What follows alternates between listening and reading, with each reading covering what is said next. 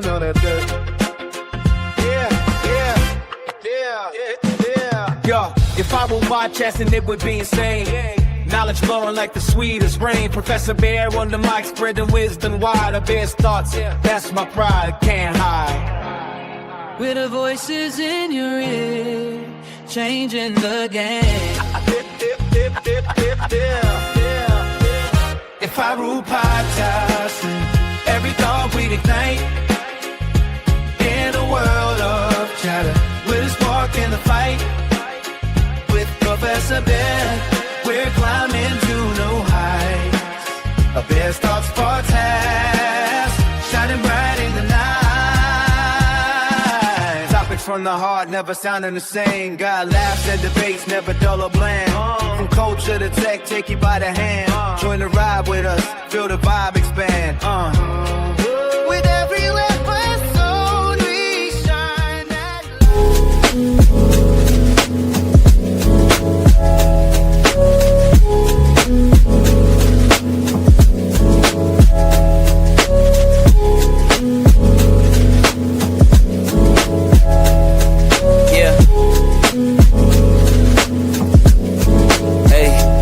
beginnings on the cusp. Not too old to adjust. Old dog, new tricks. Remember, I was just a pup. Something dirty in my cup. Clean soul. So tune in, don't miss what we got to share. If I rule podcasting, I spread the love everywhere.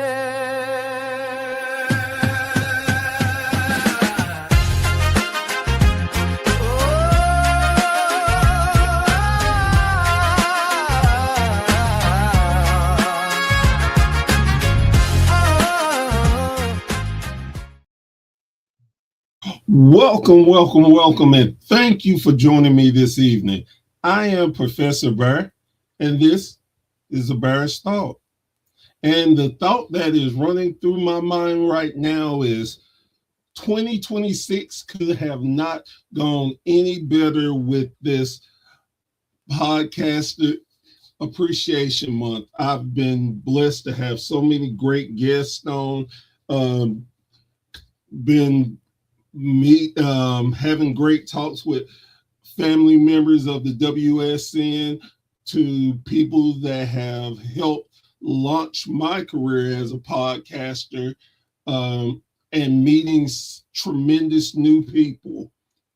And with that being said, these gentlemen here, man, I had a thought of how I wanted to do things and just reach out to different people that I didn't know, and just to find out their stories and everything. And these guys, I have to admit, I was looking through their stuff, and I couldn't help but keep laughing every time. They had some real good takes, and I wanted to get them on and have them tell their story. So tonight, however I want to say it, this is the 10 Count Podcast. Guys, how are y'all doing this evening? I'm doing great. Yeah, I'm doing great. Thank you, Professor Bear. By the way, that intro music that you got going on, so good. Holy, that is some fire. Like, Yeah. Whoever made that for you, I might have to get in touch with that person, because I think the 10 Count Podcast needs a new theme song. Man, that was awesome. It was. I appreciate that. I actually made it. So, well, we know who we're reaching out to. Look, and because you said that, I might show off a little something that Show off, man. I shouldn't, but I'm gonna do it anyway. Just if I can line it up.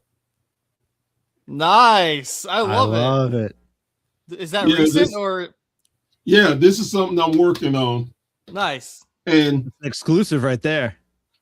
And since I'm an old school type of person, I was like, you know what? I'm gonna make CDs. Hell, nobody don't make CDs anymore.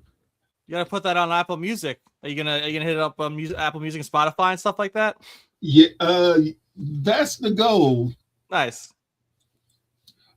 But with that being said, I appreciate hearing that about the music. because I've heard it. And the funny thing about it, the first day I started this, I had my regular interest and everything, and I got to thinking, I'm like, man, I need to do something to keep it separate if people just want to look at the different people I had for the appreciation month. So that night, I did 4 shows that day. That night before I went to bed, I just kind of came up with something. And I'm like, okay, this will work. This will work. I think this is pretty cool. And man, everybody like, oh, we love it. Man, that's so great. And I kept thinking, damn, do I want to keep it now? I don't know what to do. But the first question I always ask all of my guests is, how did y'all become wrestling fans? Ty, you want to go first? Yeah, I mean, let's get into it. For me, it was really when I was younger, around like 5-6 years old. My dad would always have it on TV, and he'd be watching it. He wasn't as like zoned in on wrestling, but he liked having it on. But for me, I was like enamored as a child, especially my main guy is The Rock, Dwayne Johnson. Love that man. I've watched all his movies for the most part, even Tooth Fairy. And, you know, watching him on the screen as a good guy, as a bad guy, just his presence kind of just like drew me in to wrestling and to really start taking to liking each other characters and stuff. So for me, it was just a young boy watching these larger than life men beat the crap out of each other, but also that's that good storytelling behind it as well. Yeah, and for me, it's honestly pretty much the same. My uncle Jay, who he has now passed away. He was huge into wrestling. My dad, obviously, his brother would also watch wrestling. So just being with them, I just started catching on to it. And then obviously a story that I love to tell is I think it was the first wrestling event that my dad ever brought me to. It was at the Nassau Coliseum here on Long Island, New York, and it was a house show. And my dad had worked all day. He spent at the time, I guess it was some pretty good money. You know, we were right on the entrance way. So we were in the ramp and the Undertaker came out. And here I am a little, I'm young. And the Undertaker came out and he scared the crap out of me. I thought he was dead and I didn't want to be next to a dead man. So my dad took me crying all the way up to the nosebleeds and said, here you go. Merry Christmas. You're now front row. I'm all the way up top because my son is afraid of the Undertaker. That was it. That is so cool. So, how did y'all translate from just being wrestling fans to doing podcasting? So I think it's the same pretty much for both of us. So Ty and myself, we go back to high school. So we've known each other for a long time now. And obviously after high school, people kind of go their separate ways, college and whatnot. And Ty had started a YouTube show / podcast about comics, right? Yeah, it's called Heroes and Brews with Nerdy Dudes. It was an infusion of like craft beer and highlighting like local beer and breweries, also incorporating like comic books, hero TV shows, movies, stuff like that. And for myself, I always wanted to get into this realm. I've always wanted to be in media in some sort, way, shape, or form. I went to school for, the broadest degree you could ever get is communication. So here I am with a communications degree. But I always wanted to do it. I'm huge into hockey. So another friend of mine and myself, we started a hockey podcast, and that went for a year or two. We started picking up some momentum, but then life got busy for him. And so we stopped that. And I still wanted to do it. I was like, hey, I love professional wrestling. I know Ty has loved wrestling for as long as I can remember. And his cousin Court, who was also a host with us at the time, we decided, hey, we're going to do this. We're going to go for it. And we're going to have fun with it. And now we're, I think, 3.5, almost 4 years into this time. Yeah. And we went through so many iterations too. We went from originally we were Gang and Gorilla, and then we test the waters. Justin, he's got great outreach. He's always, kind of networking and shopping out. And we joined a network called Across the Pond. It's a UK based. and we were across the pond professional wrestling for a while. And that was great. But for us, like, you know, when you join a sports network, right, it's so wide, it's so vast, and we kind of wanted to find ourselves into like a more niche network that focuses on wrestling, because, you know, we want to be, you know, front and center to the wrestling fans, not just like sports fans as a whole. Right. So then we kind of, you know, broke away, became the Real Marks of Long Island. And then because of Justin's awesome networking, we got in touch with Body Slam, and we converted to what we are now, the 10 Count Podcast. Wow, that's amazing. So with changing, was it one of those things that you found it hard to, like, okay, we really want this focus, so we're going to break away, but then, okay, we're going to do this. Did y'all find it hard, or was it easy for y'all? I don't think it was necessarily hard. I think the hardest part was finding the right name. I really did actually enjoy Gang and Gorilla. It was our first name. We had a nice little intro going, but then we were talking to some people closer to the professional wrestling world than we are, and they said that we're not really going to get many interviews with a name like that. And then even the same thing happened for Real Marks of Long Island. You know, no one wants to be interviewed by A bunch of marks. a podcast with marks in their name. So we finally settled on the 10 Count Podcast, and it's been perfect. And now we have a quick count. So we have the 10 count during the week, and then we have a quick count, which is a shorter episode that we can kind of just recap on Sundays. So it just works perfectly. I love where we are at currently. Yeah, and the key for us too is, like, we love talking wrestling. We love speculating. You know, we love coming up with scenarios. We love doing predictions. And the best part for us, I'm gonna speak for you, Justin, because I'm assuming is for you as well, is that, like, just engagement with fans that you don't normally would talk to, that show up in the chat and have their takes and have their opinions. And it's just cool to see how people think as it pertains to storylines, or where they think things will go, or who should, you know, get the limelight. And I could listen to that for hours. I love getting people's takes. I love hearing other sides, because sometimes you're like, holy crap, that's like spot on. That should be booked. Triple H, listen up. So like, maybe take that take and, you know, rewind it a few times. With that being said, are y'all is it the bigger companies that y'all generally focus on, or is it indies, or is it just a mix? So I mean, Justin and I are both new dads. I'm newer than him. So a lot of our focus kind of right now is when we can watch, right? When we have the time. We both work full time. We both have two jobs on top of, you know, the podcast. So it's, you know, it's making the time for things. So in my case, right, I'm always watching Raw Monday night. So that's my main thing, is what I can really get into, because Monday nights, beginning of the week, you know, weekend's over. My wife kind of takes over on Mondays when watching the kids. So I know Raw I can kind of focus on. And for me, the rest of the week, if I can catch it, I'll watch it. But if not, I kind of try to keep up on social media when I can. And it's just when I have the time. So for now, my main focus, because of my situation, is kind of WWE, because that was my bread and butter growing up, and that's what I love the most. But I do love the indies. I do love TNA. I love AEW. I love everything wrestling. I love that there's so much, you know, it's different flavors in the world now that people can go to and tune into, especially with YouTube, especially with streaming services.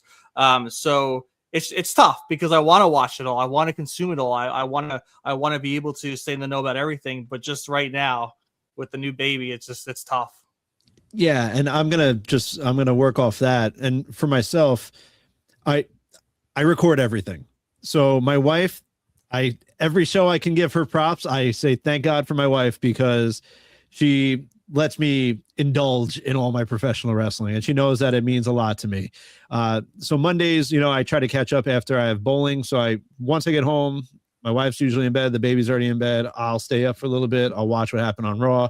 SmackDown, I usually can watch live. You know, Impact, I'm usually recording, but I can also watch live. I usually watch when I can. I get to fast forward with the DVR, so I'll definitely watch it that night. But being able to skip ahead a little bit definitely helps save some time. And then as far as like what we usually talk about, it was usually just Raw. I mean, just WWE, AEW. But ever since Ty and myself have started interviewing several indie wrestlers, like we're catching ourselves now watching, you know, all these different, like House of Glory. I've been to House of Glory. I've covered that twice now. You have obviously TNA, our buddy of the show, Bear Bronson, just signed a contract there.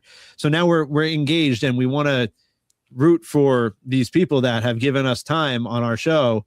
So now we find ourselves like on every show just talking about TNA, AEW, WWE, anything indie. So New Japan, we've talked about New Japan. So ECW, we got freaking like you said, House of Glory. It's just ACW. Yep.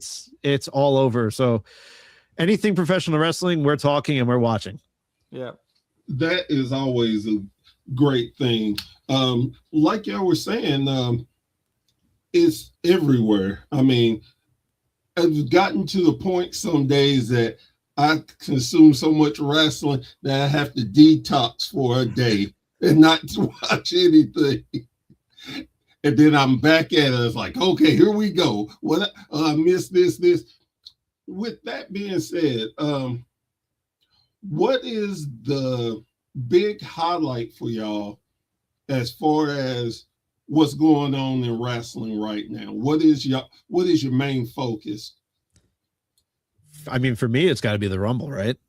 The Royal Rumble's right around, it's in 2 days. So, I mean, I am looking forward to seeing what happens at the Rumble. It's the first Royal Rumble that's obviously international. It's in Saudi. They want to make this show huge. I'm excited to see what they're bringing out. You know, on the show last night, I told Ty, he's a big Triple H guy, and I love Paul Levesque. He's doing great at his job, but he also can hype things up a little too much, and he doesn't back up his word. And he said that there's several surprises in store for the Royal Rumble. I'm hoping he sticks to it, and I hope we get one tremendous show. Yeah, I think we will. And for me, right now in wrestling, I love, and I know it will pick back up as the year goes on too, because it's like inevitable, right? I love CM Punk versus Seth Rollins. I love the rivalry. I love that when they interrupt each other, they're either gonna brawl or just have an amazing war of words. And watching Seth, I love CM Punk. CM Punk's my number 2. But watching CM Punk get cashed in on, as much as it was heartbreaking, was pretty epic, right? Everyone was talking about, is Seth injured? I guess he is. Oh, no, he's not, but he's been in crutches. And for that moment to happen, and unfortunately, you know, Seth got injured, for then Punk to now take the world title, which to me, I'm so proud of that man. He's now a 2-time world champion coming back from his 10-year hiatus, and he deserves it. He looks happier. He seems like he's enjoying where he's at. You know, his wife is with him. I don't know if you watch the Hot Ones with AJ and CM Punk. It's an awesome watch. It's on YouTube. But I am loving this run for CM Punk. I'm loving that he's the world champion right now, and I hope that he can lead into WrestleMania and have another main event as champion for himself, because I think he deserves it. So, since we're on to CM Punk, what were your thoughts about his run with AEW? Yeah, I liked him and MJF. I mean, him and MJF, I knew they were going to be a great war of words. You know, MJF was going to go low, but you got to realize when you go low with CM Punk's probably going to go a lot lower and stick that knife in a little bit deeper. But yeah, the thing is, when CM Punk kind of speaks about things, you know, especially with the Jack Perry incident, I kind of believe him, because he kind of seems like just a super brutally honest person and doesn't give a shit what people think. So I think that locker room at the time saw Punk as, this guy's just here for money, which maybe he was, but I mean, he was out of wrestling for, I think, 10 years at that point. You know, they probably thought he was just going to bring his cancerous attitude back into the locker room. And I don't think they really ended up giving him a chance, right? They made him miss, I guess, a train or a bus or what it was. He had to find his own transportation to, I think it was All Out or All In, wherever it was in Wembley. which is a shame, right? I feel like that's awful, especially for someone who's going to help bring eyes to the company.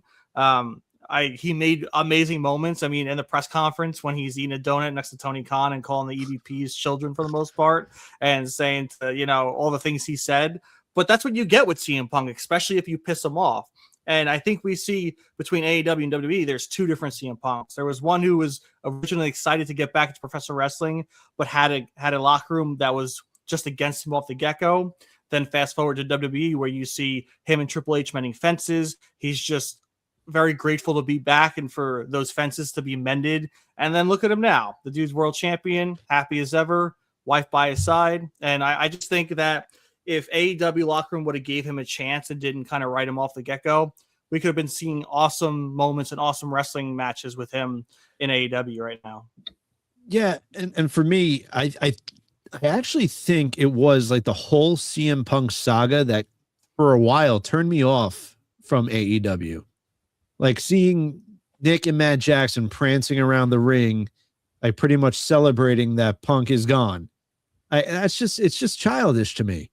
And just seeing the way that they treated Punk, like Ty said, with having him take public transportation, not having a ride for him to get to Wembley, it's just a lot of stuff that I just didn't think should happen, especially for a man with his stature that's CM Punk. So everything that happened with Punk and then finally allowing like the firing and then showing the security cam footage like a few weeks later, like it was just childish to me. So, I mean, I'm happy for Punk where he is now. It looks like he's definitely happy being back in WWE. Like Ty said, he has AJ by his side. So, I mean, I'm looking forward to seeing what else CM Punk has left in the tank. So my thoughts on him in AEW, I found it kind of funny that I took a lot of things that he tried. Now, I wasn't there, I don't know, but it seemed like he tried to be a mentor to a lot of guys and girls there, which is great. But then it came to a point where there were a few of them that didn't want to listen to him. Now, that's fine. I think where it went off the rails, especially for him, was the way he dealt with it. And I can give y'all advice now. Just say, I'm trying to give you advice about y'all podcast. Now, you can do one or two things. You can listen and be good, be like, okay, or you can not listen and be good with everything. I think that he was more offended than he should have been. And the reason I say that is he had that same type of attitude when he was younger. And now that he's gotten older and started realizing a lot of things, which hopefully I think a lot of us do, it comes, like they say, it comes with time and age. I think he got offended and then wanted to bury people because certain things you don't need to bring up.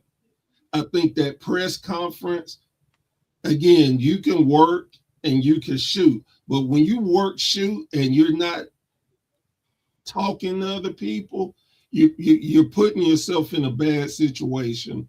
And I think from all sides were unprofessional. 100%. You know what I mean? Just that's like I get mad at y'all and y'all come to talk to me and then I just come up and make an excuse to swing at y'all. What's the point?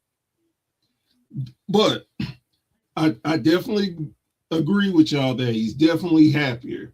I think that it took that experience in AEW for him to get back in WWE and be able to let things go. We look at wrestling a lot these days and certain people just won't let things go.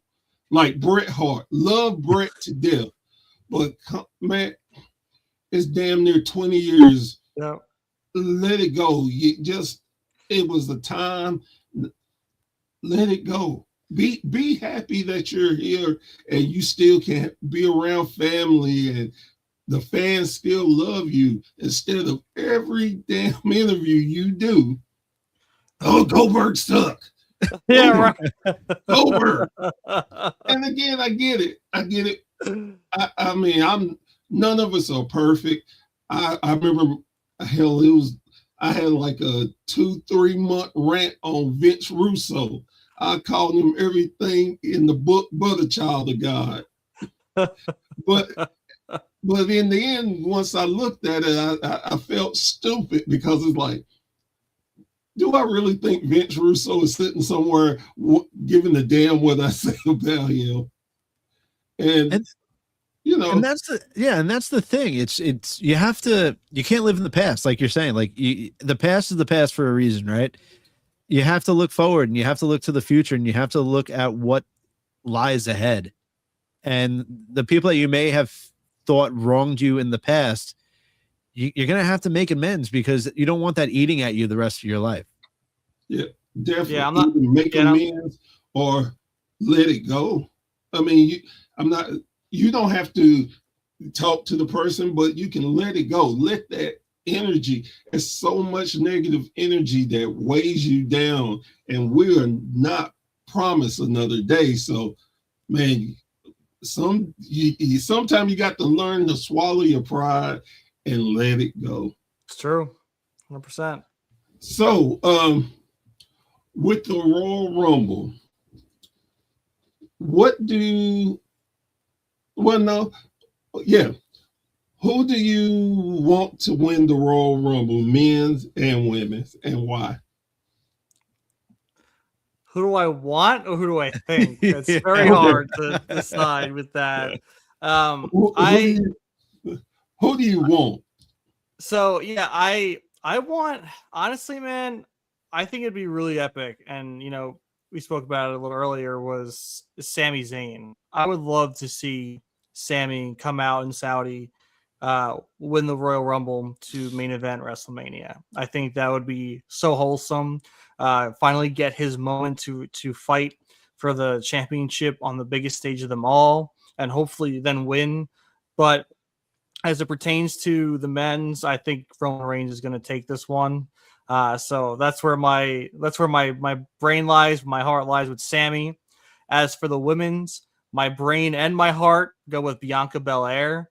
Justin and I, we were talking to some people on our podcast last night that don't like when someone comes back from injury and wins the Rumble, but sometimes the story writes itself. And I would love to see Jade Cargill and Bianca clash at WrestleMania. I think it'd be awesome. I think if they're going to put their eggs in Jade's basket, I think that'd be an awesome defense for her to win against Bianca. She's larger than life. She's one of the best women wrestlers on the roster right now. So to have Jade and her go at it, I think would be special. So that's why I think a return of Bianca would be amazing to see win the Royal Rumble this year. Yeah, and I also think Roman's going to win the men's, but I would like to actually see Braun Breaker. I would like to see how that story with the Vision progresses if Braun won, and especially with Paul Heyman and all the Vision pretty much saying like Ty said on the podcast last night, the Vision's there to help Braun. Like they are all in agreement that, all right, we're making sure Braun Breaker wins. So I would love to see how that actually unfolds if Braun Breaker ended up winning the Rumble. But I think it's Roman. I think he's done with coming in second. He has plenty of runner-up placements in the Royal Rumble. And then as for the women, I'm also with Ty. I believe that Bianca is the right choice, especially with storylines and how it lines up, like Ty said. But I did just recently hear Liv Morgan talk about how she's sick and tired of being once again runner-up in the Royal Rumbles. And I would love to see Liv win too. I feel like it might be the year of the runner-ups, Roman and Liv, but I'm sticking with Roman and Bianca. So funny thing about Bianca. So Bianca is from my hometown of Knoxville, where I'm at now. And just so happened that NXT is here tonight. And just so happened the Street Profits are here. Mm. Now, I find it funny that they scheduled the Street Profits for NXT for tonight and the weekend run. I think Knoxville.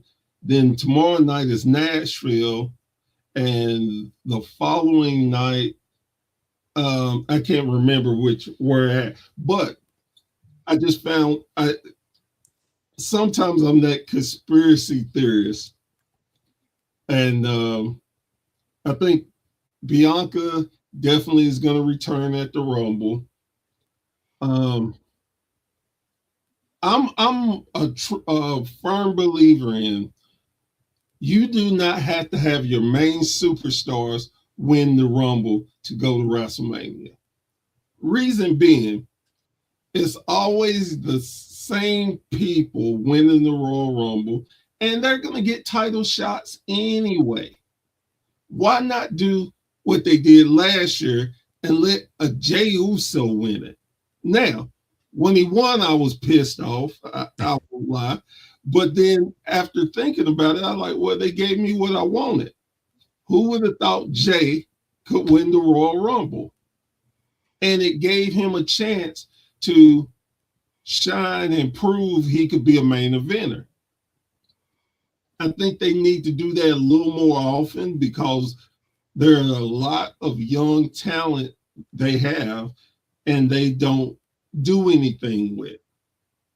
You have to start. You can't always have your big name stars win the important show. You have to give the mid-carders chances to prove they can be main eventers.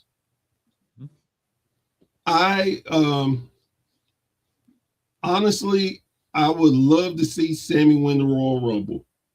I would love he loses the title match. He wasn't supposed to be in the Royal Rumble, but he shows up anyway. That I could get behind.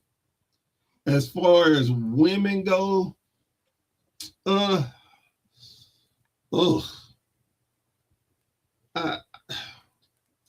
would like, again, someone just different. Again, Liv doesn't need it. Liv is going to, if they want it in the main event, they're going to have her there. Bianca doesn't need it. But I can also see the storyline value of letting one of them win also. So would you, okay, if you had taken over for Triple H, what would be the first thing you would do that you feel like this has to happen? The first thing. I mean, you didn't even get his name off your door yet. You like, no, this happens first. I would actually probably put Cardona and Chelsea Green together.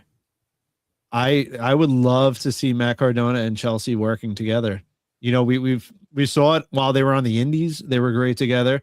Clearly, they have the chemistry. They're husband and wife. And I think their two personas would just mesh perfectly on WWE TV. So for me, it might not be anything crazy, but I would definitely put together Matt Cardona and Chelsea Green. What about Ethan Page, man? What are you doing? You can't take Ethan and Chelsea away from each other. You can have something with Ethan, and you can make a whole a brigade. Oh man, you're gonna separate the AAA mixed tag champions? I don't like that. Anyway, I'll go on my route. I would go, honestly, to make them more relevant. I would go full force with the Vision. I would strap the belts on them. There would be the Intercontinental Championship, the World Heavyweight Championship, and the World Tag Team Championships on them. I think any of the three of them that says in Braun Breaker would look great with the Intercontinental Championship. You know, we've seen Logan as United States champion. We've seen Austin Theory as United States champion. So maybe Bronson Reed should deserve a singles championship and then have Austin and Logan together. but I would literally book them to the moon for 2026, and then kind of like Evolution, and then kind of see the downfall, and maybe we see Paul Heyman kind of orchestrate that downfall because he goes back to Roman or goes back to CM Punk or something like that.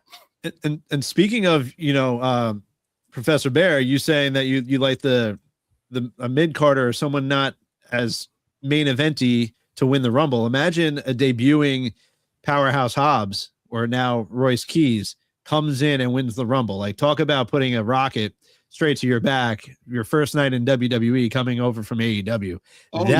That would be crazy. Yes. And speaking of which, have you noticed how many ex AEW stars or champions are in big programs? They are making it like, hey, you come over here, we know who you are. We would do you right. Hey, and then right back at him. I mean, we were just on another podcast, and we were asked about Tommaso Ciampa leaving WWE, and I said, listen, I would really like to see a New Japan Pro Wrestling run from him. And with AEW, like, they have one of the, if not the best wrestling roster in the world right now, but you see a lot of people getting lost in the shuffle. And I was afraid of Ciampa being lost in the shuffle, but after seeing his intro and his introduction last night, I don't think that man's getting lost in the shuffle anytime too soon. He looked like a star last night. He might be beating Briscoe for the TNT Championship, I wouldn't doubt it. I was sitting there thinking the same thing. I was like, man, this would definitely elevate him and make some people think, damn, why didn't WWE do more with him? Mm-hmm. And I tell you what I loved about his intro. It reminded me of him in his ROH run. And I hated him back then. But I got that same feeling when I saw him. I was like, oh my God, you just suck. And I'm like, if you can draw that type of emotions out of me with just the intro, yeah, you got something. Yep. Yeah, and I just get so mad sometimes because, SmackDown this time last year, the tag division was insane with DIY, with Horseman Machine Guns, with the Street Profits. And it was so frustrating to have the Wyatts just take hostage those belts for most of 2026 when you had such a stacked division that brought eyes to SmackDown. Like, I wanted to watch SmackDown solely for the tag division. I wanted to see what matches they were going to put on, because they put on multiple matches of the year, those teams, ladder matches, TLCs, and for them just to halt that completely, like, DIY could still be together and Tommaso could still be in WWE if they still highlighted that division as they were, because they were respected out in WrestleMania. They put on that hell of a show. Was it before or after WrestleMania? And I still can't believe that the Wyatts just lost at the MFTs, and they're still not using Motor City Machine Guns, the Street Profits, and now they lost DIY. So I am so frustrated with how they booked that SmackDown tag division, because they had gold in their hand and they just tossed it away. The funny thing to me is, even with all that being said, which is true, it's still better than damn Raw's tag team division. Oh yeah, God, it's bad. Look, no, I always say I have no issue with the performers. I really don't. But you're gonna tell me that Otis and Tozawa are the number one contenders? What? Look, again, no disrespect to them, because they're professionals. They work their ass off. But man, I could grab anybody, and me and that person could whoop Tozawa and Otis. Yeah, I was shocked because you had 3 heel tag teams, and the Usos are arguably face, and I wrote Otis and Tozawa off instantly Because honestly, I could watch. I know they've done it so many times. I know they've been through this dance so many times, but I could watch the New Day and the Usos go. The history they have. They make each other. They elevate each other so much when they're in the ring. You know, when they're wrestling matches, like you can see that they're trying to up their last bout that they had. Yes. So I would love to see them go at it again. And even, you know, the Americanos, right? Like they're high on El Grande. Maybe we see two El Grandes face off at the Rumble. But, you know, the El Grande team, I feel like they're in the forefront of the mid card right now. So why not have them challenge the Usos as the heel to their face tag team? I think with that too, maybe they're trying to save for WrestleMania, but the last 2 years, Raw has, it's like Vince hadn't went anywhere because their tag team division just sucks. You got champions that don't defend the title for damn near 6 months. It's crazy. And it's like, what the hell? Why even have tag titles? But, you're right. You're right. Ty and I myself, we talk about it on our podcast all the time. Is you look at, like, that's why I love the United States title so much right now, is because they're having the open challenges weekly. I love a fighting champion. When you're not a fighting champion, it just diminishes what you're holding. And I mean, Ty can go on a rant about Roman Reigns and Roman's title run because Roman, you know, he calls him part-time Reigns. You know, when you're not on the show, it's diminishing what you're holding. And I agree to an extent that it hurts the product. And when you're not defending those tag titles, then what are you doing? And I get some point of the titles are not important. It's just a prop. But you're gonna tell any real wrestling fan that the titles don't matter is almost a damn slap in our face. If I'm not here to win championship, what the hell am I here for? It makes no sense to me. But, you know, I get, like I said, sometimes I get it and I try to be patient, but certain things, they've just pushed my buttons where I'm just like, no. I feel like Daniel Bryan. No. Yeah, that's how exactly, like my like I said, my biggest pet peeve with creative was just dismantling that SmackDown tag division. To me, that was like my moment of 2025 where I was like, you shouldn't have done this. Like, I get putting eyes on the Wyatt Six, but they don't need titles. I mean, they're a looming presence. If you want to go that mysterious dark route, like look what they did when they first showed up in the WWE. They murdered Chad Gable. They destroyed everyone in the backstage area. Like, that's what they should continue to do, right? Instead of trying to push them as this face entity, make them like not face or heel, just make them darkness, a dark presence, like we've seen with Bray Wyatt and The Fiend in the past. All right. So while we're talking about WWE, how do y'all feel about what's been going on with WWE and TNA and AAA? I love it. Yeah. I hope they continue it. I mean, it was a major part in helping TNA get to AMC, if we're being honest. Yeah. I mean, TNA is currently on AMC right now as we speak because of the help of WWE. And sure, does WWE and TKO have their own motives for helping TNA? Oh, absolutely. Leon Slater. Oh, Joe Hendry. Yeah. They see talent there that they want to call their own. We saw it with Jordan Grace. We now saw it with Joe Hendry, and Leon Slater's the next one. And TNA understands that. TNA understands, like, hey, if we can be a stepping stone to them getting to WWE, then they did their part. But it's also WWE wants to hurt AEW. Like that's just the underlying truth of it, is that they want to take away whatever AEW can get. But I mean, hey, I've been watching AAA. I've been watching AAA on Fox. I mean, here we are. It's doing its job.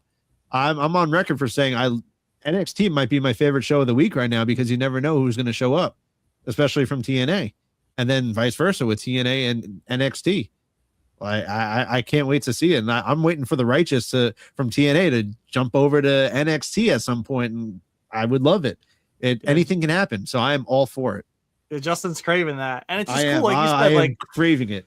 and just like on a random Tuesday, you can get, like you said, Justin, someone from AAA. You can see a Dr. Wagner Jr. come in to face off against an Ethan Page. You can see a Moose challenge Ethan Page. I mean, Ethan Page is the man on NXT. He is my favorite on that program right now. He takes challengers from all areas of the globe, any brand, any promotion. He's ready to defend against who he needs to. But yeah, it's fun. It's like back when I really loved the WWE versus WCW ECW alliance. Like that to me, I was on my favorite match of all time. That's the Series match 2001 WWE versus WCW ECW alliance, and it just brings back memories of that. Seeing TNA guys jump the NXT guys and vice versa. Seeing AAA people show up and challenge people in NXT. It's cool. Like I like that, unknowingly seeing who's going to pop up this week, and usually who pops up is entertaining and they put on a hell of a match. So you get the awe and shock factor as well as entertaining matches. So I love it. I'm so glad that they acknowledge different companies now. I think that was the right move. I think working with companies is the right move. What I don't like, and it seems like a lot of times sometimes I feel like I'm just a WWE hater, because I see something and I will just immediately call it out. But it's not necessarily just to hate on them. I would like the product to be a little better. Now, my first point with AAA, they bought them. No, hey, that good.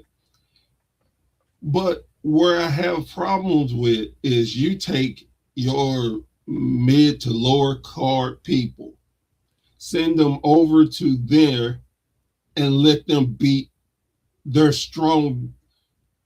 pretty much their strongest people.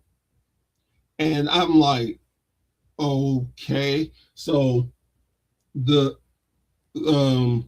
tag team champs, when they won them, Alberto and I can't Garza. remember. Yeah, Garza and Garza. Yeah. So they won, and I didn't have a problem with it because they have history there. But I would give anybody $10 if you could tell me the last time they won on WWE programming.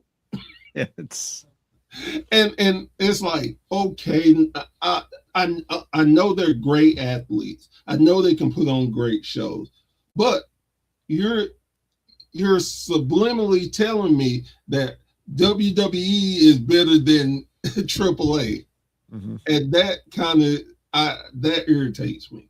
Now, I agree. With the TNA thing and NXT, can you name any NXT person, men or women, that have went over and won a WWE championship?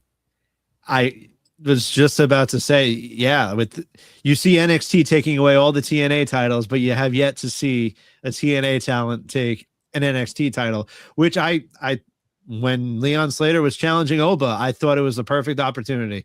Have him slay the dragon, have him slay the beast, and then the beast ends up winning and then drops the title anyway. So right. And again, it's not that I just think you don't necessarily have to have 50-50 booking. I get that, but you got to make sure to show how they are equals in the eyes, because NXT had two champions that held both titles at the same time. And it's like, Jesus, what? And then the invasion, they sent the B crew to go screw with NXT. I mean, with TNA.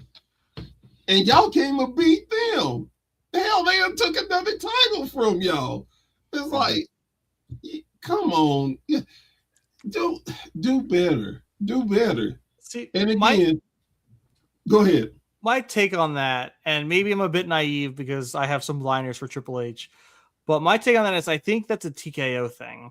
I think TKO wants WWE to be the creme of the creme. I think they don't want anyone to be better than their product. And I think that they are pushing that for that reason, right? They're saying our benefit for you guys is our exposure, and our guys, even it's our B crew. But I feel like if maybe, like I said, maybe I'm very naive and this is not the route Triple H is actually coordinating this, but I feel like if Triple H owned WWE and Stephanie owned WWE, I think they would give more chances to that. I think they like those storylines. I think they like those swerves because, you know, I think Leon Slater beating Oba would have been epic. I think that'd have been so cool. They want Leon, so like, what's the big deal? You consider Leon Slater as that echelon. He wrestled Saturday night's main event, right? And like, I kind of just like to blame, and maybe it's my coping mechanism because I like Triple H too much. I just like to blame TKO because they're a business, they're a figurehead, and they want results for their main flagship, and that's my 2 cents. I don't even necessarily disagree with that because I everybody gives Triple H shit. And I'm like, it's not like he's Vince. Vince owned the company. He can do whatever he wanted. He can overrule everybody. But Triple H has a boss above him. Yes, he's the head of creative, but if anybody in that TKO boardroom tell him, I want this, he has to do it. So I agree with you on that take. Not everything is Triple H's fault. And with TKO, I feel like they do not give a crap about wrestling fans. Nope. Only thing they want is their money. Mm-hmm. I completely agree. And I think that's why we're seeing some matches, or we're going to have some predictable moments or winners for the Rumble, because at the end of the day, they're just trying to make the biggest bang for their buck. And that's what makes me upset, because, you know, we've seen that era where Vince stepped down, and before Vince stepped down, I stopped watching WWE. It was unwatchable that summer. I could not stand anything that they were producing. And then when Vince stepped away and Hunter and Stephanie took over, you could change. The storylines start picking up. You can see the people he brought back because he had faith in them, and they business a bit until Vince was like, I can't see my son-in-law and my daughter do great without me there. I'm stepping back in to sell this company. It's like, dude, what are you doing? Just let your son-in-law and your daughter continue your legacy. Like, don't have that ego. I know, you know, I don't know if you guys watched the Vince McMahon documentary. I know his dad didn't love him that much, but let your daughter and your son-in-law take that company and make it prosper. But obviously that's not what happened. So would y'all be surprised if I told you I've never watched that documentary? I would.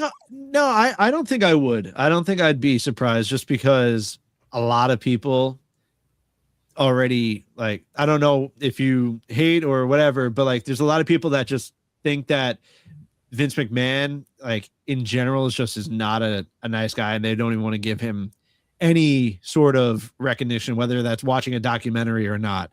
I'm guilty. I watched it. I thoroughly actually enjoyed it. But I feel like that is something that I can definitely see that people just be like, I have zero interest in it at all. I hadn't seen it, and it's not necessarily that I didn't have interest. It was just most of that stuff I already knew, and especially at the time it came out, I was just like, it's not newsworthy for me. I just had no desire. Now, maybe I will finally watch it sometime, but Yeah, it's like most people. There was a lot of people that knew what Vince was doing. Mm-hmm.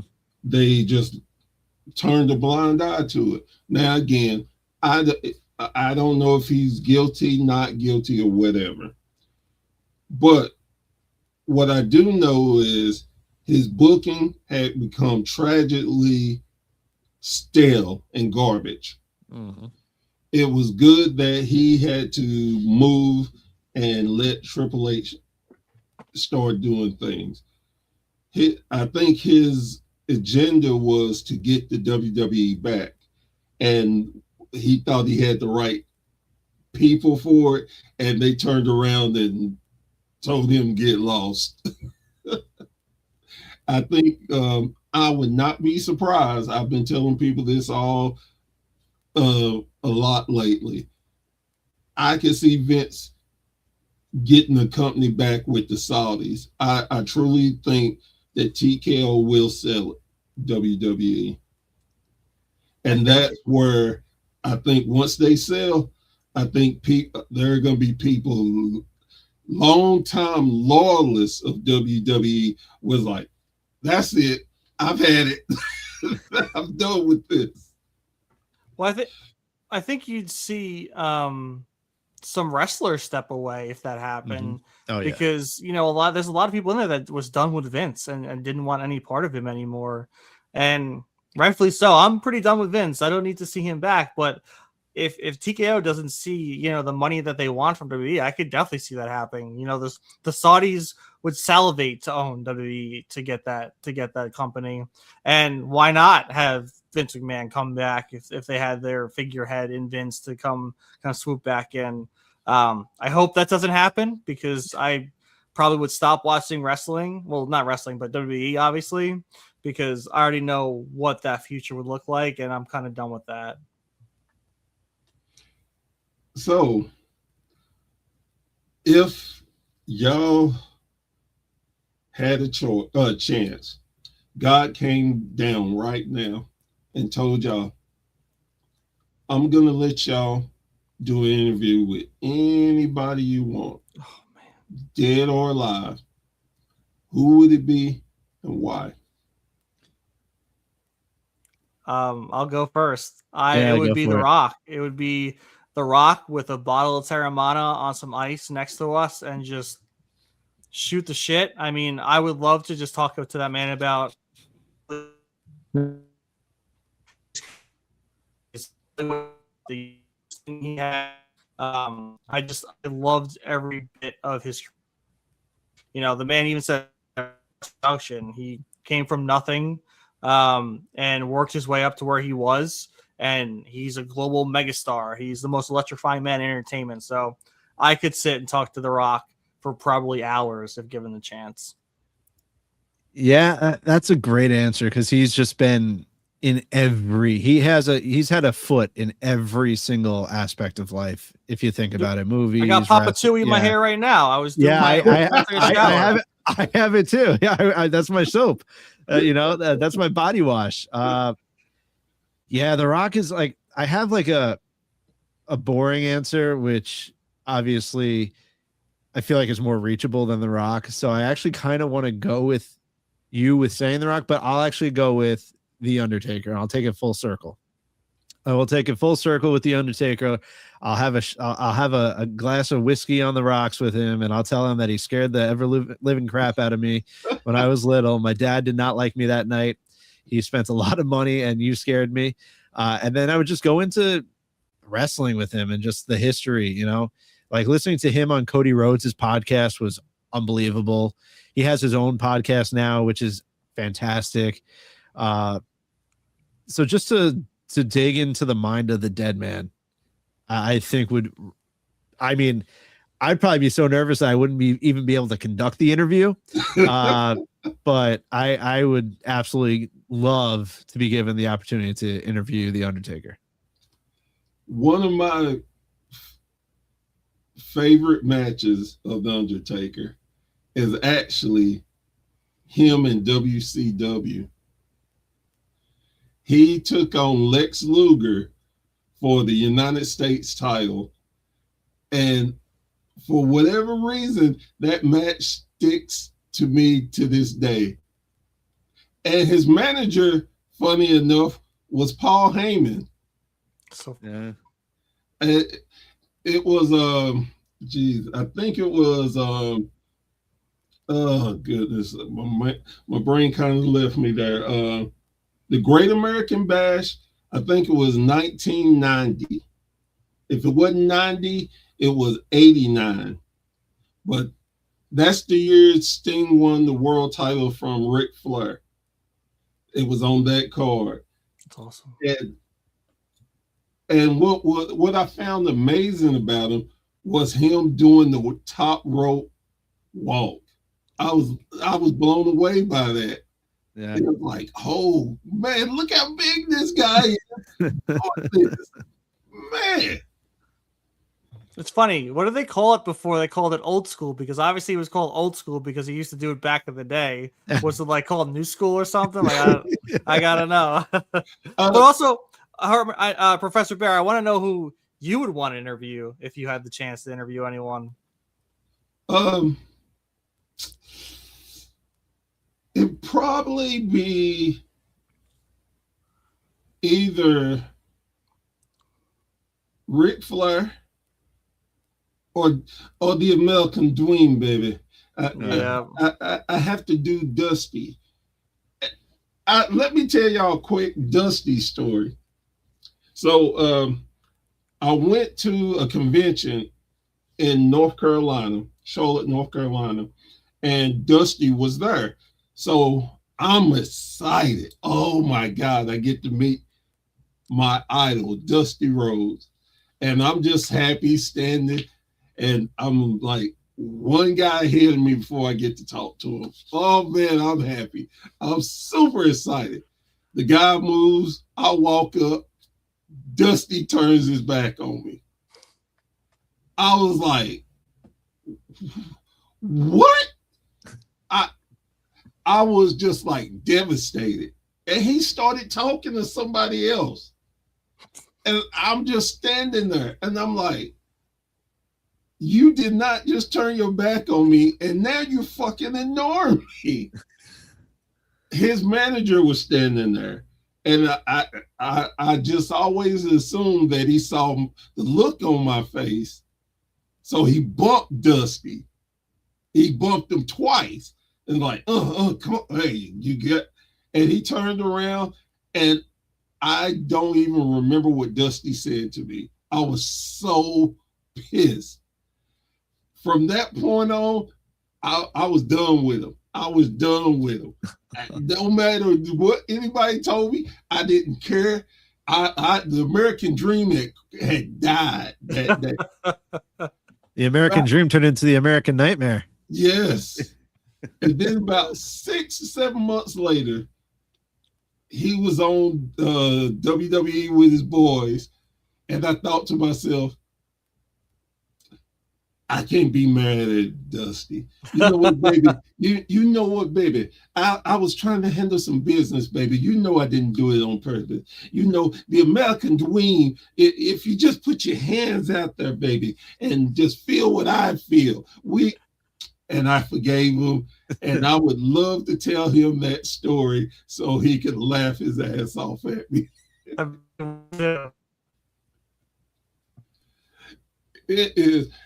It's so funny. Who have y'all met in person that was a big surprise to you? So I met at like a Comic-Con both Sasha Banks and Seth Rollins. So it was on purpose, but I told Seth Rollins to put me in a headlock, and I think he thought I was the weirdest human being on the planet, but he still proceeded to do it. So I have an amazing picture of Seth Rollins giving me a headache. And I also accidentally told Sasha Banks that I loved her when I was leaving the signing. So that was great too. I don't even know why. I usually don't get starstruck, but like I was in love with Sasha back then. And I was already caught off guard because I was being a nerd because I was at Comic-Con. I was wearing the Green Arrow costume, but I had the legit boss shirt underneath. So I had it unzipped, and she said it was badass. So I think that moment just made me just enamored. So when I left, I was just like, love you. And I'm like, I just said I love you to Sasha Banks. Okay, I'm just going to keep walking. Mine's not as funny. Ty and myself, we were able to interview Vincent and Dutch from The Righteous on our podcast, and that was over StreamYard like we are here today. And then they actually were at a local event, the big event it's called, here on Long Island, New York. And it was actually my son's first birthday. So shout out to my wife for allowing us to stop by there for like a half hour, 45 minutes on my son's first birthday.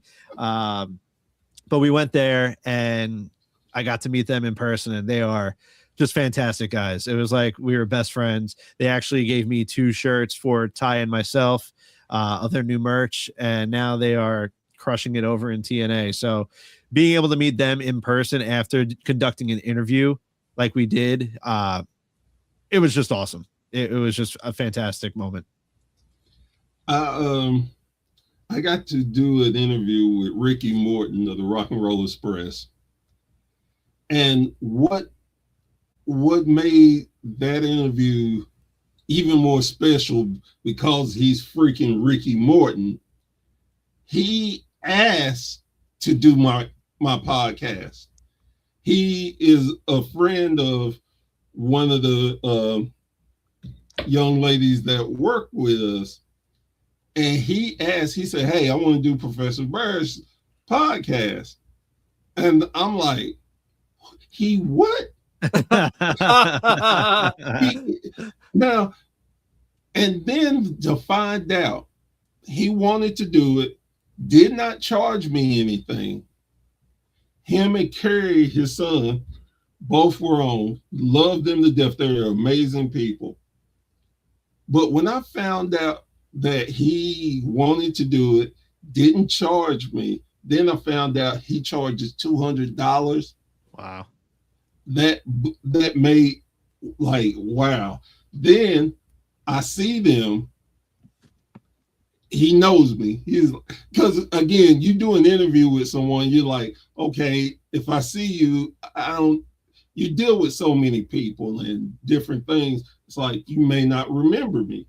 He's like, Burn, how are you? Come on over here. And he was standing with another wrestler. He said, hey, you want to help get your name out there? You need to give him your number. You need to do an interview with him. He will help you grow. And I'm sitting there in my mind just wanting to do a dance, and it's like, oh my God, Ricky Morton is promoting for me. You can't beat that. No, that's an amazing story. Especially that's like got to be a surreal moment where like someone like you're not requesting them, they're requesting to come on your show. Like that's a super cool moment that hopefully Ty and myself will be able to have sometime in the near future. Right. I had an interview right before y'all, and it was Monty and the damn, my brain. And the Pharaoh. They are big. I love their stuff. When I reached out to them, I was shocked that they said yes. So we're talking and we're doing the same spiel, and they were like, well, I watch your show, so I know. And I'm like, whoa. Say that again. He said, no, I watch your show. He said, I love your show. And I'm just sitting here in my mind like, I put y'all up there with Chris Van Bleek. You watch my show and you like it. I'm sitting in my mind, don't cry. Yeah. You got to stay tough. Don't do that. But just to hear, when you have people acknowledge how well you are doing, that means such a big thing for you. I've been blessed to have other podcasters say that to me. I've had wrestlers say it to me, and I've had fans say that to me. And with all that being said, that lets me know I'm doing the right thing.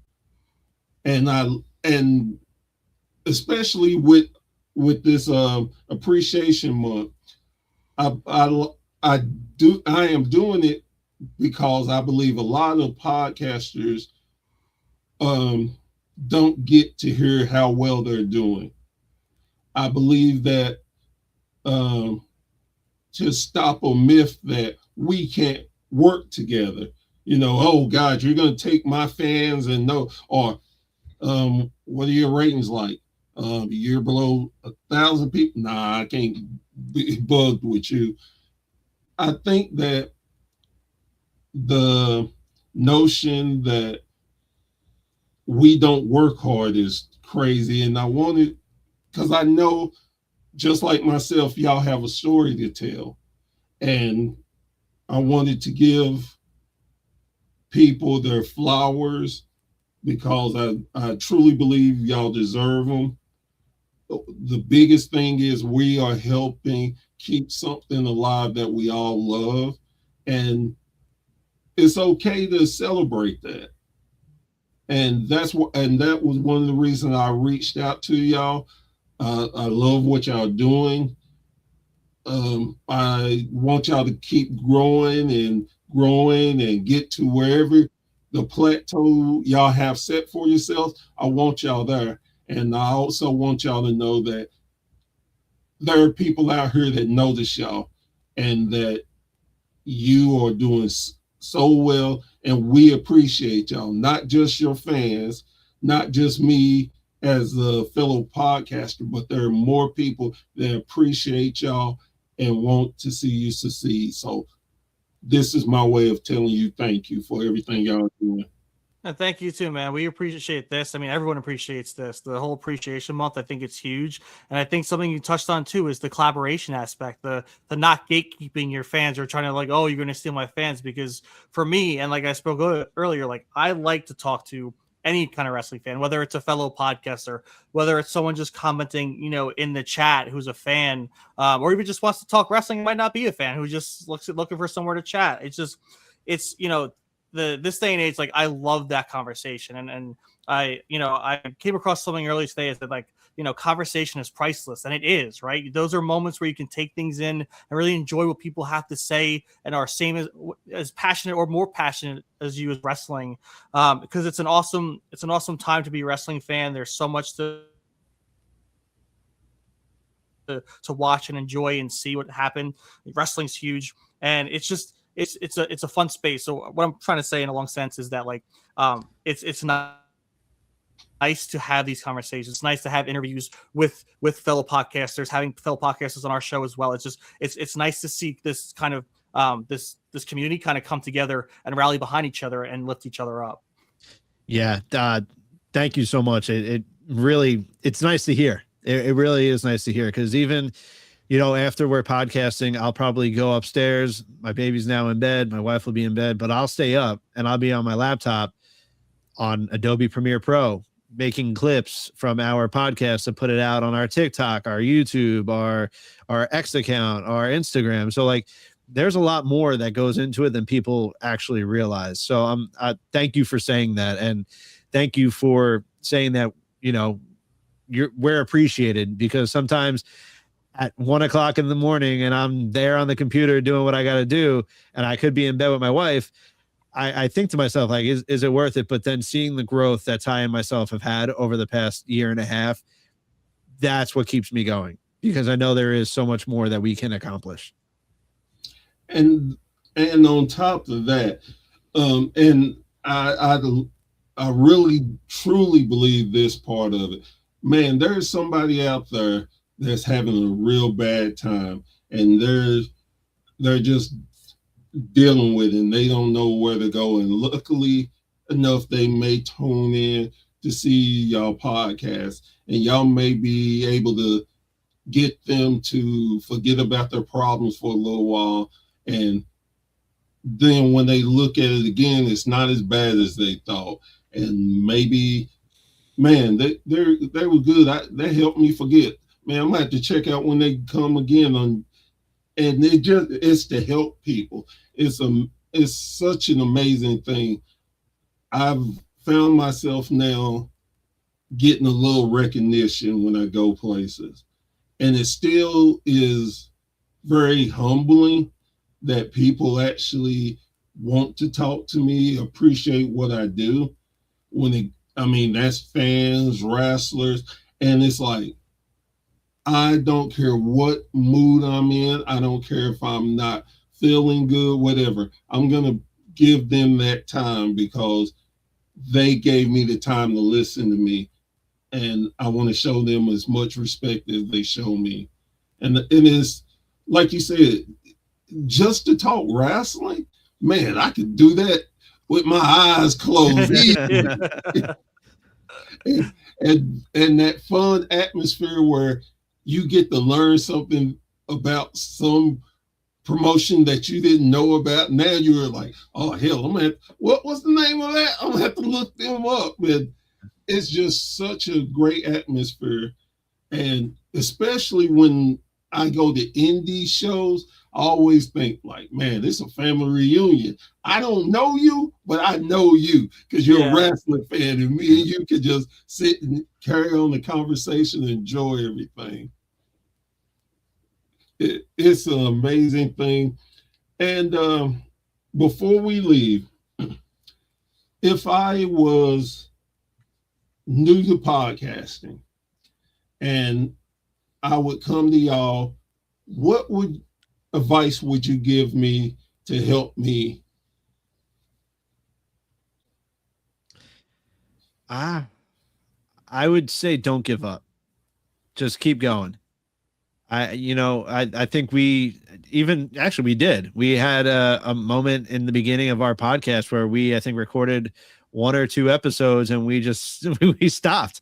We stopped for a few months. We were like, we can't do it. And we came back to it and we stuck with it, and you have to stick with it. And it just week by week, your episodes might start out really bad. They might be horrible, but every single week you go out and you put yourself out there, you're giving yourself a chance to improve and better yourself and better your craft. And I believe Ty and myself have been able to do that over the past few years, to where I'll go back and listen to one of our first episodes and I can just laugh at it. I'll just absolutely laugh at it. But to where we are now, it's just don't give up and find a way to get to where you want to be. Yeah. And for me, it's consistency is key. Because, if you can get yourself to have a consistent schedule, people will know where you're at, right? When you get that person or that next 2 people, that 10 people, finally, they know at this time, this day, you're putting out content. And, don't, like you said, Justin, it's more of like, get that content out there. The first stuff isn't going to be the best, but then you can build off that. And you don't need, an elaborate setup, right? Take your phone, throw a mic in it. You don't even need a mic. Just start, right? Just start. And slowly, as you see what other people are doing or how you want to see yourself, your podcast grow, buy that camera, buy that microphone, buy that software that makes it a little bit easier for you to stream. Just do it in pieces. Like, you don't need to be a full-on establishment off the get-go. It's better to learn and build than just, throw all this money to something where you're like, oh crap, I still have only 1 viewer. Just take your time, be consistent, and you'll get where you need to go. I again want to thank y'all so much for giving the old bear a little time and getting to know y'all. Y'all definitely have an open invitation anytime y'all would like to come on the show. I would love to have y'all back. Continue doing what y'all doing. I really do enjoy what y'all are doing. And hell, y'all the veterans. I've been doing this particular one a year last month, and I can see my growth. I can see where I'm trying to go, what I want to do, and I just have fun with it. When it clicked for me, I realized, man, I hate that I stuttered. Damn, I mispronounced that word. I do this and that. Easily, I could go back and edit that stuff out and do different things, but I don't, because I know that's me. And I feel like my fans enjoy me just being me. And it's what I do, what I love to do. So I'm not going to be apologetic of being me. It's just, this is me. This is how I feel, and have fun. That's the key. If you're not having fun when it feels like you are doing another job, you might want to just go ahead and let it go. Yep. Couldn't agree more. So again, guys, I really appreciate y'all coming on, and we will have to do this soon again. Yes, please. I'm down. And you got to come on our show too, man. Open invitation, vice versa. Yes, sir. Yes, sir. So, guys and girls, thank you so much for joining me around the campfire for another great conversation. One of the biggest things I will definitely hope that you learn from this is that we as podcasters really enjoy it. We put in the time, the energy, the sweat, the tears into bringing product for you to enjoy. And man, go to your favorite podcaster and let them know how much you appreciate them. You would be very surprised on how much that means to us. It's the world to us. Mm-hmm. But before I go, like I always love to do before I end the show, please, please, please go and support your local indie wrestling. I can't express how important that is. You get to see so many young athletes, or may not even be young, trying to build themselves up and to get to their goal. And they definitely appreciate you coming and showing your support. And one of the best things about it, you get to meet the wrestlers, talk to them. And if you have a family, take your family. You will create a memory that will last a lifetime. And on top of that, you go in with cash. You can come out with cash and do other things with it. So take that step and go support your local indie wrestling. With that being said, I am Professor Bear. This has been a Bear's Thought, and we will see you again around the campfire very, very soon. Y'all have a great evening.